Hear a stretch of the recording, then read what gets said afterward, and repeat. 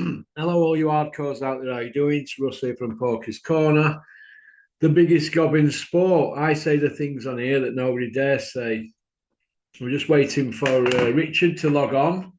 Uh, it's all good stuff. But before he logs on, can you quickly go and have a quick look at the website for Human Nutrients, which is my sponsor?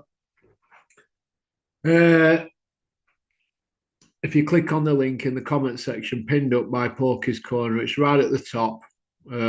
Just click on it and it'll take you straight to the website. Have a look. It might just change your life. Right. We'll wait for Richard with bated breath. Where's Richard? Earth calling Richard. Let me know if you're there, mate. Pop, pop, bang. I'm on. We're filming. So it's all good. It was 3 o'clock, but he changed it to 2:30, and it's 2:34, so he's late. Oh, he is here. I'm just about to slag him to death. How you doing, Rich? Hope you well, mate? Yeah, how you doing, mate? You all right?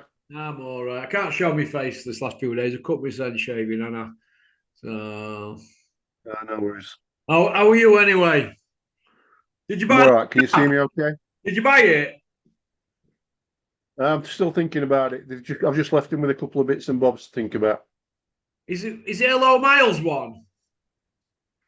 No, it's a two-owner one, and it's only to. I'm going to park off one up in winter, and so it's just to run about, smoke a bine. Is it a 3 litre? Yeah, It's same as Mick Wales. He's got one like that. Yeah. He got a low mile one, mate. They're for note, aren't they? Them now, aren't they? It's a lot of car in yeah, it yeah, for yeah. money, isn't it? Well, I've had one before, and I bought the missus one as a first car 10 years ago, knowing that she'd probably have a crash in it, and she did. Um, and I've liked them. I've had a few Jags over the years. So yeah, just like I say, just to smoke about during winter, just What are something you to going to do. do? Park that soft top up for winter? Yeah, that's what it looks like. Yeah, we'll see. Okay. How you been anyway? All right. All right, mate. Yeah, yeah. I sent you a few photos, and I just got back from Saint Tropez. We're brilliant down there. Brilliant. Brilliant. All right for some minute while I'm grafting my knackers off in Sutton Coldfield. Right, Richard, I'm just going to go through. I've got 10 bullet points for us to go through here, and I thought we'd do a quick blast through. I've just done a 10-parter with Kent, and that'll be going up members area today. But I want to go through these with you here. Tyson Fury, is he going to buy Morecambe Football Club, and has he retired? What's going on here with this? It's getting boring, isn't it? Yeah, he's not going to buy. He's not going to buy Morecambe. Number one, he's not a stupid bloke, and buying a football club is a stupid move, in my opinion, unless you've got even a lot more money than Tyson Fury. It's just a money pit. So unless he's got that much money that he wants to lose so much of it every year and he's not bothered about it, well, that's a different story. But I think he'd rather buy stuff that's going to make him money rather than just throwing money in a money pit. I don't think he's retired. I think as soon as right opportunity comes up, he'll be back in. Why does he retire one week and then week after not do it? Is he just playing with media or is he not writing head? I think probably well, what's not right in Ed? I think we're all guilty of changing his mind and acting on impulse and getting bored with stuff and then changing our mind. I think he's just like that, whether you buy the mental illness stuff in the past or not.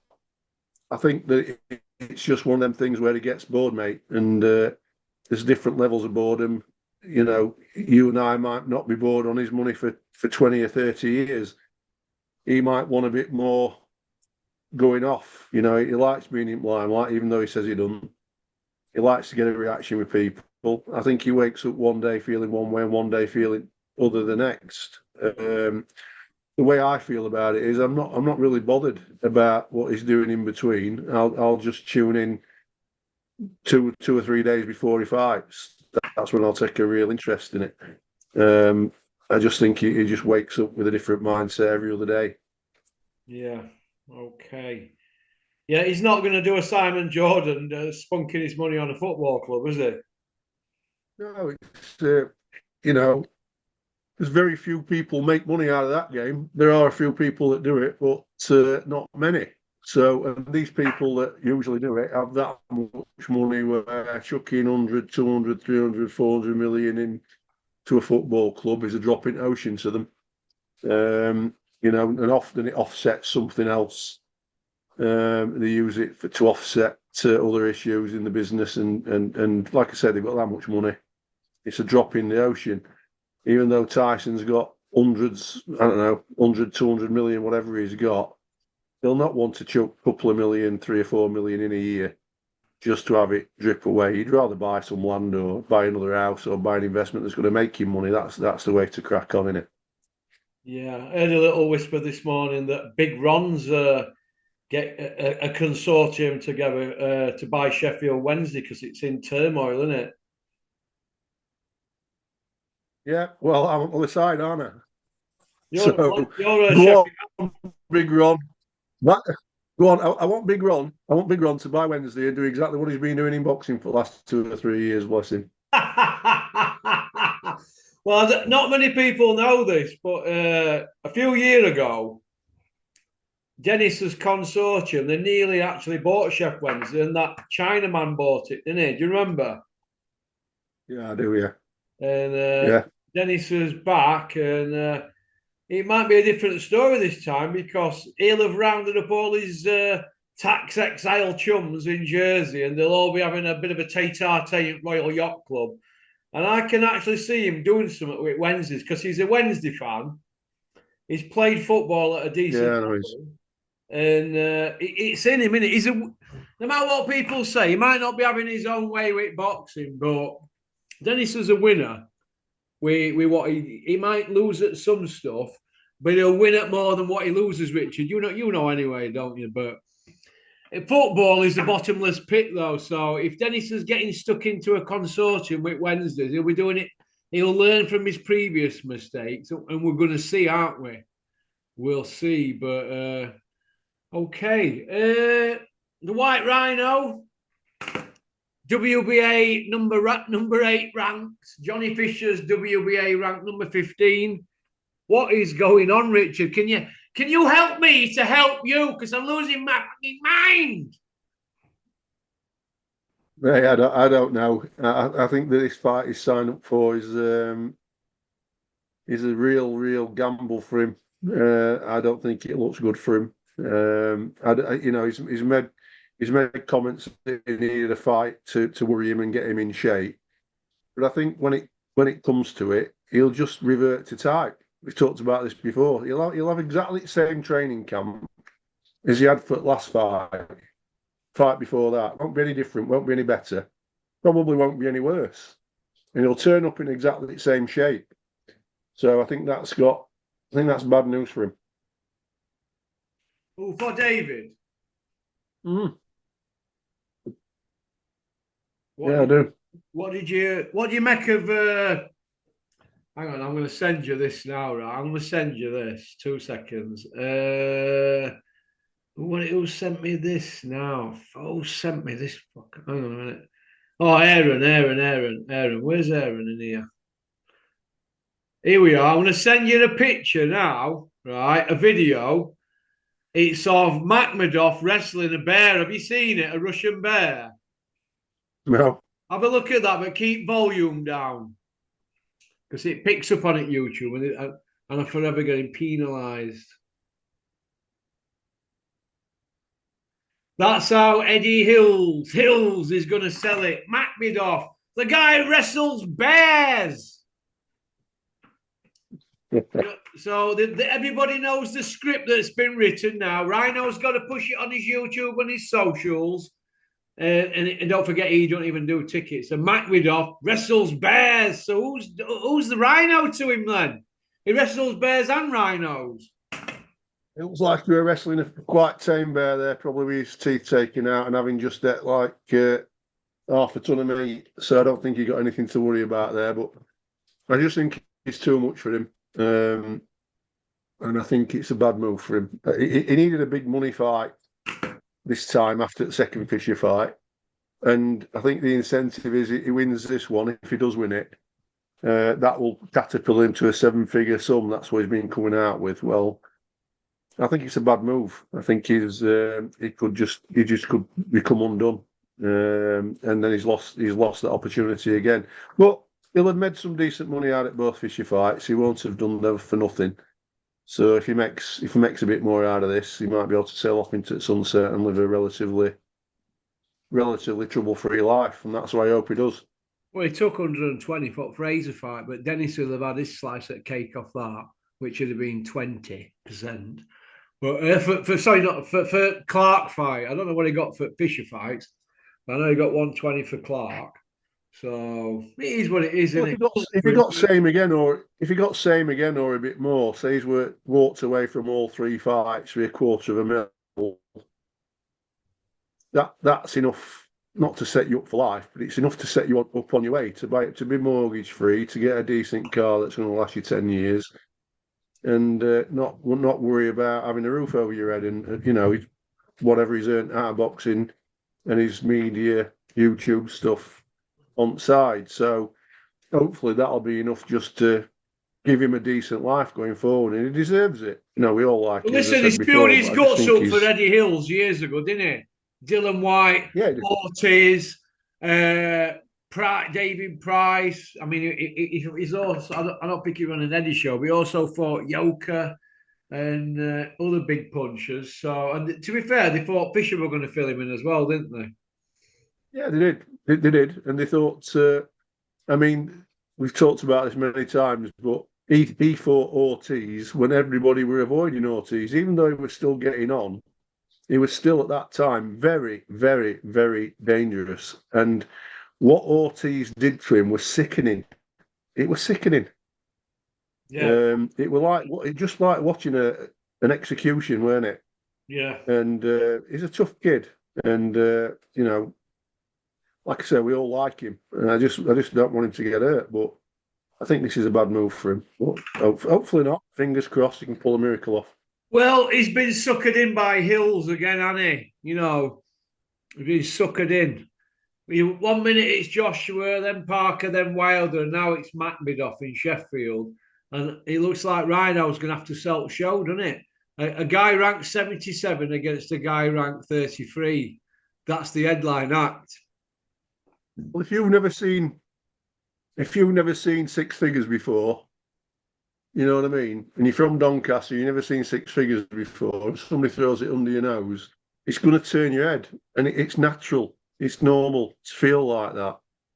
And having been round boxing himself for so many years, he probably thinks it's almost like a risk worth taking another day at the office. But we all know it's cumulative. All this punishment's cumulative. And you can get up one day and feel all right, and then next day you've aged like milk. And I think he's been like that for a good few years. And we seem to have, people aren't talking about, apart from like you on this channel in the recent past, but people aren't talking about the Ortiz punishment, the David Price punishment, which again was sickening. Yoka. He got beat up by Dillian White. Yoka. He's had some really, really tough, horrible Richard, fights. you're forgetting the Yoka good hiding as well. That were a bad one for him. Yeah. Can you imagine David having to come back from France on train under Eurotunnel, all smashed up with his head ringing? It's not nice, is it, that? No, and urinating blood for how many days after David Price 3 weeks fight? after Ortiz fight. Yeah. That's not good. So, like I say, but in his world, he's had loads and loads of sparring. He's had loads of lumps knocked out of him, and they just get used to it. It's like journeyman. They just get used to it, and then the next day they can't add two and two together. And I don't want that to happen to anybody. You know what I mean? I don't want that to happen to Dave Allen. I know that sounds a little bit morbid, but that's the reality of it. Yeah, I see where you're coming from, mate. I agree. Moving on. we haven't really spoke about this. The John Coffey House party and his performance on the night against the legendary Alexander Usyk, pound for pound #1 at the moment across the board. Do you agree? Yeah, absolutely agree. I'm interested to see what happens with Crawford and Alvarez because I think I think Crawford, if he comes through that winning it, which I do believe he's going to do, I think that then there's an argument to say who's the best pound for pound. If you want to get into that argument, I'm not one for saying pound for pound, to be honest, because I'm of the believer there's weights for a reason, and the best fighter in the world is the heavyweight champion of the world, and it's not his fault that he's heavier and tougher than everybody else underneath him.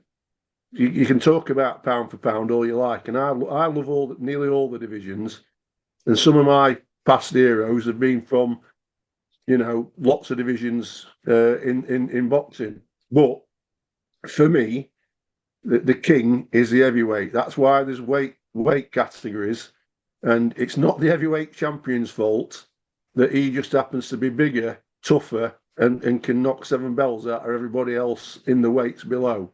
So pound for pound, it's all right. It's all right to have a chat about it in the pub. But for me, it's not really after heavyweight champion. Everything else is moot for me. Who's the best of this era? Have you got it Anna Usyk then, Richard? Definitely, yeah. You've heard me say this before. I've seen some comments in past videos. You've heard me say this before. Before first Usyk Fury fight, I put money on Fury. I was convinced Fury would beat him, and I was convinced Fury would beat him, not easily, but it would be convincing, and it just wasn't. And he's proven me wrong. He's proven a lot of people wrong, and I'm not a stupid bloke. You've got to look at it, take a step back, and look at what he's done, and you just can't deny what he's done. So yeah, he's the best of the era. Again, there's a good argument. It's a good philosophical conversation to talk about. Is he one of the best ever? I think that most people who love boxing would say yes. We'll never know because he'll not fight the Muhammad Ali's and the Foremans and the Lennox Lewises. That time's gone. He's just got to look at him and what he's done and what he's been doing in this era, and his record is flawless. Yeah, it was flawless at amateur. He won everything, didn't he? And nearly rematched everybody who he lost to. 335 and 15, but he rematched 11. That's his amateur pedigree. European, World, Olympic, WBSS gold. He's just ran through all these, hasn't he? Really, at British, all these Brits. He's ran through the lot, hasn't he? He's demolished everybody. Hey? He's demolished everybody in merciless fashion, hasn't he? He's just done what he had to do. I can't say any more about him. He's just immense. So yeah, he's got to go down as the best in the era and one of the best of all time, if not the best. Have you got him in top 5 of all time across the board in everywhere? Yeah, we said that last time. Yeah, he's in my top 5. It feels kind of strange saying that about a cruiserweight who's moved up to heavyweight and somebody who is like, I think he must be, if he's not everybody's favourite boxer, he's got to be everybody's second favourite boxer, hasn't he, Usyk? He's got that appeal. Well, if you go onto the Wembley website, they've had more people inquiring about is Usyk coming back to UK again. It's on the website now, so he's obviously picked up a lot of fans in UK, hasn't he? Yeah, because fans love, all sports fans just love greatness. When they see it, they love it. And we talked about this last time on video. To be alive in this time, seeing it happen in front of you. You and I are old enough where we saw the back end of Ali's career. And the middle, well, no, the back end of his career, aren't we? So we saw a lot of that. And towards the back end of the career, it were really a bit heartbreaking, wasn't it? The last 3 or 4 or 5 years, it was heartbreaking to see. But we haven't seen really anybody else in our lifetime who's dominated like he has. You can talk about Mayweather, I suppose. So he dominated, lost with a 0. Calzaghe, 0. And did Andre Ward have 0? 0 losses? Andre Ward, Edwin Valero Yeah. had a 0. Yeah. So you can talk about them, and rightly so. But like I keep saying, Usyk's an heavyweight. So unfortunately for those guys we've just mentioned, they're a conversation in their own weight class. As regards the old baddest man on the planet, you're talking about the heavyweights, aren't you? That's why there's an heavyweight king, the most valued prize in sport, as it was once called. And he's got it. So yeah, brilliant. It's fantastic to see. And we're very privileged to watch him, to see him.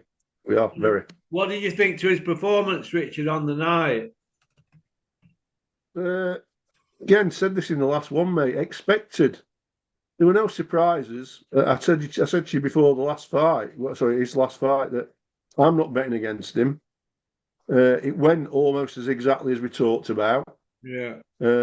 We said that he expected Dubois to try and put it on him. He did. And he had an answer for it. And he had an answer for it very quickly. He didn't have to feel him out for rounds. He worked him out after round 1. You know what I mean? Dubois were aggressive. He came forward full of confidence. Usyk worked him out after round 1. And he had time. And he walked onto the punches. He walked onto them. He walked onto him because Usyk were doing what he does. It weren't like he just stumbled forward and walked onto him. Usyk set traps, moved out way, fantastic footwork, timed his punches to perfection. So it's not like Dubois is absolutely terrible as an heavyweight. Dubois probably still in the top 5 in right now. He probably is. But the gap between Usyk and everybody else is at the moment huge. I mean, who's the only guy that can beat Usyk now out of everybody, do you think? Well, you asked me this before. I think you're trying to wind me up here. Yeah, I think the only person who stands a chance is Fury. Yeah, I do. A fit Fury, though. A fit, strong Fury. Yeah, he's the only person that stands a chance. And Usyk himself has said many, many times Usyk's been his hardest opponent. Yeah. So who else after Fury? Atoma in a couple of years, if Usyk's still around. I mean, that's still to be seen, isn't it? And we'll get onto that probably. I don't know. Yeah, after Dillian White fight. Maybe we'll get onto that. Yeah, we'll the Dillian White fight will give us a better understanding of where Just Moses is now. He looks the part. You know, I bought into this. He's looking. The potential is there. Now anything can happen. He can get derailed. He can get clipped.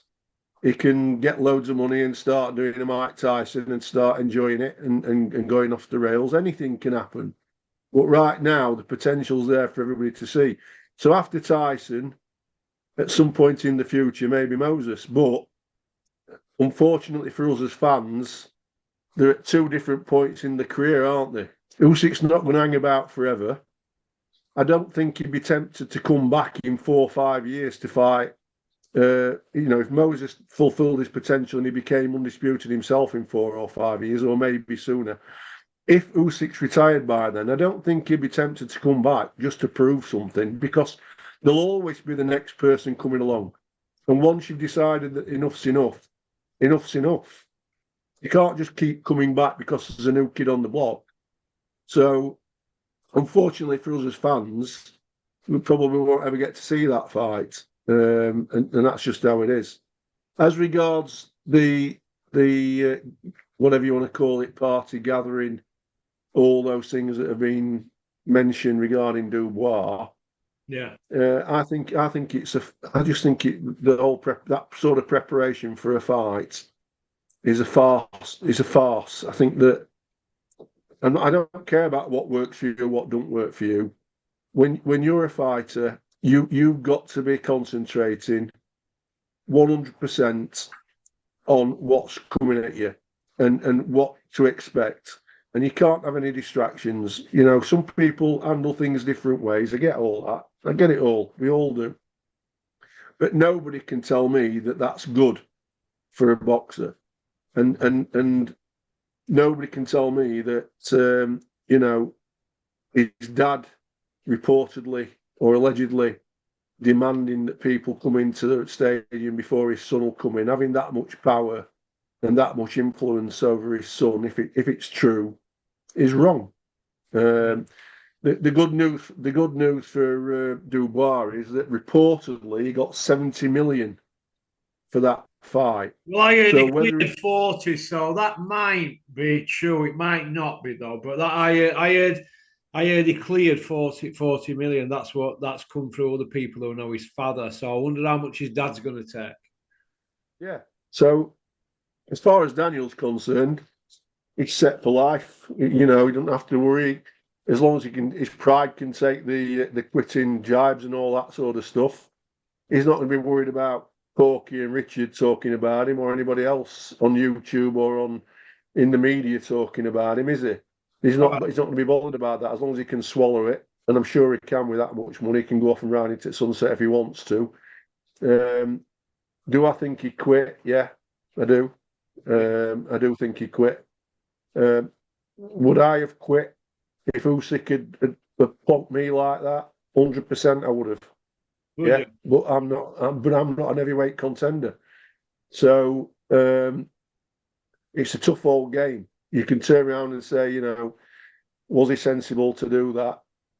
You know, it's a difficult one, isn't it? Because boxers say one thing and then do another. It's all like Tyson said. Mike Tyson.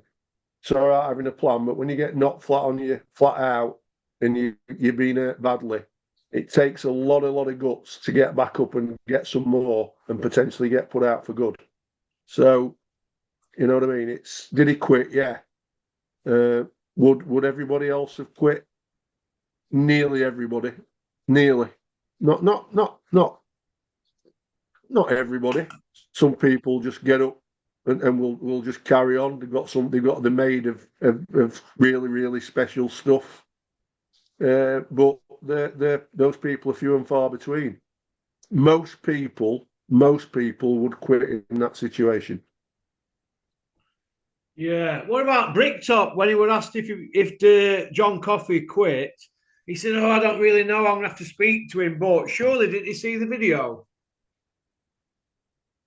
Oh, I've got another one for you. I saw Tyson Fury come out and start berating everybody who's having a go at Dubois for quitting and saying, you know, he shouldn't be saying that and you know, what would other people do and all that sort of business, which is fair enough. You know, I've just said the same thing. But why didn't somebody come back to Tyson and say, after the Billy Joe Saunders fight, how can we not pally anymore? Yeah. After he quit. You know what I mean? Again, contradiction after contradiction.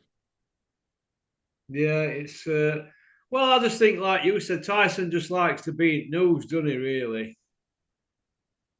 Yeah, I think you just can't help it. You just can't help it. It's become a bit of a disease because if you've got all that money he's got, why won't you just walk away? You've just lost. I mean, he says he just got nothing to prove. He's retired. He's already beat Usyk twice, right? But the whole world saw him get flogged twice, didn't they? The record books show that you've lost. Yeah. So it doesn't matter what he thinks, I think, you think, anybody else. It's in the record books. He got beat twice. That won't change no matter what he says. Yeah. And that's how history's written. It doesn't matter who's right or wrong. It doesn't matter what anybody saw. It's in the books. So in 20 years' time, when people look at what the situation was, they just see that Usyk's got 0 losses and Fury has got 2 losses against Usyk. That's the fact. Now, it's whether he can live with that and whether he can come back from it and wants to come back from it. But it's all right him saying that he beat him. If he feels that way, he feels that way. But the record books show something else. And again, we've talked about this before. He's not moaning about John McDermott, is he? No, or Ngannou or Wallin, or they should have been disqualified against Cunningham. Cunningham's team appealed it, didn't they? Yeah. So it swings and roundabouts. That's you've got to put these things into perspective. I'm not sure he lost against McDermott, but it was close. It was close, and he's not. Like I say, he's not moaning about that. He's not moaning about Cunningham. He's not moaning about Wallin. There's a good argument, and you just touched on it. There's a good argument against Wallin that he should have been stopped, that Fury should have been stopped, and a lot of people would have been stopped in that situation. He didn't. He didn't get stopped, and he went on to win. And fair play to him. Brave bloke. He's a tough, brave bloke, and I'm a fan. But he's not whinging about it, is he? No, he's not going. He's not whinging about Wallin. He's not whinging about Cunningham, and he's not whinging about McDermott. No, or Ngannou. The Ngannou fight, you remember that, don't you, Richard? Why aren't people saying to him? Why aren't people saying to Tyson, "Listen, whether you beat Ngannou or not, why couldn't you do to Ngannou what Joshua did?" Yeah. You know what I mean? They won't ask those sorts of questions. And like I say, like we said before in the last video, why ain't somebody saying to Tyson Fury, "Listen, why was it close against Usyk? You said you were going to do this, that, and the other. He's a blown up middleweight. He's a rabbit. So why was it so difficult, Tyson?" Nobody's said that to him. No, because they daren't. So nobody will. Nobody will ever ask that question. Nobody will ever say to him, "Listen, you lost against a brilliant fighter. You think it's close. You think you won. Why didn't you make sure that it was beyond doubt? Why didn't you make it so that it was beyond doubt? Why didn't you destroy Usyk? Why didn't you win every round?" Nobody's ever going to say that to Tyson, are they? No, nobody's going to say boo, are they? Nobody's going to say boo. Look, we know what goes on behind the scenes. We know. I mean, that today, well, I've just put out now about Tommy Fury feels that he should beat Mix to fight Anthony Joshua because he's already beat Jake Paul. Now, going on what's fair is fair, people saying, well, it's a car crash TV, but they like to watch it anyway. Well, Fury's at king of car crash, aren't they? So if it's good for Jake Paul to fight Joshua, well, why not Tommy Fury? I can see his point, and his dad's, can you? Well, I can see that. They've looked at it and said, well, I did a bit of research about this because I did see your video. Paul and Joshua is only going to potentially happen because of numbers. Yeah. Jake Paul's got 72 million followers. 72 million. He's got 30 million subscribers on Instagram, followers on Instagram, sorry. And he's got 30 million subscribers on YouTube. 30 million. Right? So that's the only reason it can happen, because of the revenue. Yeah. Now, even though Tommy hasn't got anywhere near that, he's still got 5 million followers. So I can imagine they've got in touch and said, listen, if for whatever reason this fight with Jake Paul doesn't come off, we still believe we can generate large numbers, and I can take a slice of that pie and you can have the rest of it, AJ. So I can imagine the thinking that way. We all know what's going to happen. You know what I mean? It shouldn't happen. Even though Tommy Fury beat Jake Paul, that were a couple of years ago. Okay, then I'll throw a curveball at you. Tommy Fury fights Joshua. It might be a difference. Tommy Fury fights Joshua. Right, I'll throw a curveball at you. Tommy Fury fights Joshua, gets knocked out by Joshua, say round 3 or something. Tyson Fury jumps in ring and says, I'll fight you now once and for all, you big dosser.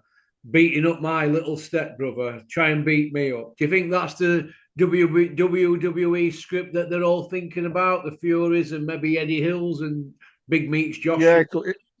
it'll be one of many scenarios. They'll have you know they'll have Matchroom will be getting together with AJ and looking at, right, you're at the end of your career, bud. You're on the decline. You've been on the decline for some time. Can you potentially win another version of a world title once it's become fragmented if you face Joe Blow? Yes, you could. But how are we going to maximise your revenue to sell you off into the sunset with even more money than you've got now? And so they'll be looking at scenario A, B, C, D, E, and so on. And that'll be one of them. How do we generate the sort of paydays that you've been enjoying for the last 8-9 years? Because they will eventually come to an end. So they've got to find a way of he's used to getting X amount of fights, and he'll not want to take a penny less going forward if he can help it. How could they pull that off, though, Richard? Would they have the brass neck to do it? Of course they would. If it can generate numbers. It happens all the time now. Look at his brother and Floyd Mayweather. How can that fight happen? But it happened. How did Fury and Joshua get in with Ngannou when he'd never boxed? Yeah, it could, because it generates numbers. It either generates numbers and it pays for itself, or some multi-billionaire worth hundreds of billions can just put it on themselves, not wanting to make money, but just wanting to entertain themselves. They've got that much money, they can say, "Oh, what am I going to do next Saturday? Oh, I'll put a boxing event on, and if I lose 10 or 20 or 30 million, well, it's like fueling me up for a year. I just want to do it because I just like to do it." That's the world that we're in. So it'll either merit itself on, it'll generate numbers because of the clicks and the views, and 70 million.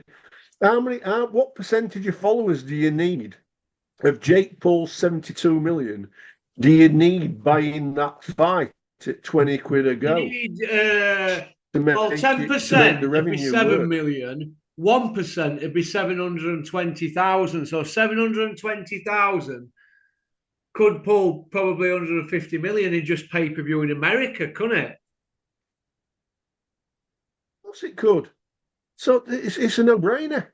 Why do you think Misfits is generating not the same sort of money as what we're talking about? But why do you think Misfits is worthwhile for people to be involved in?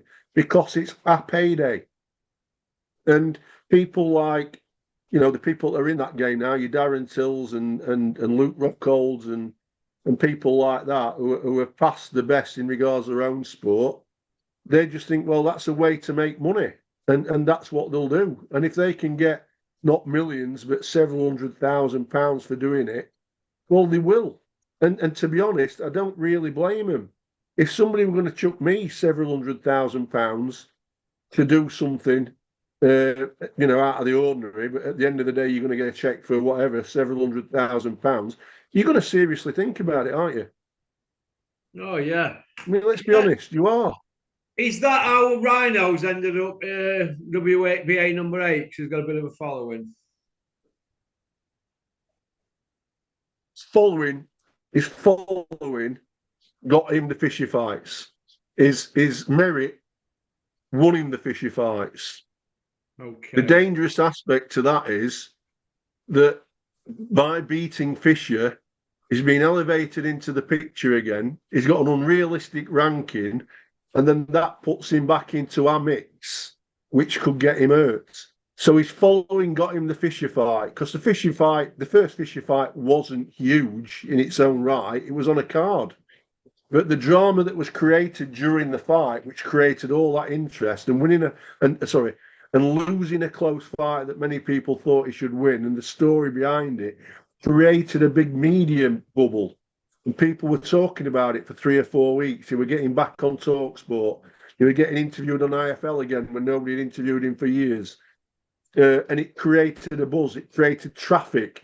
It creates revenue. It creates ad revenue. So then people start waking up again. And that catapults him back into our mix. Not the mix as regards the heavyweight championship, but into the mix of making money again. He'll get a little slice of that cake. That's what's got him there.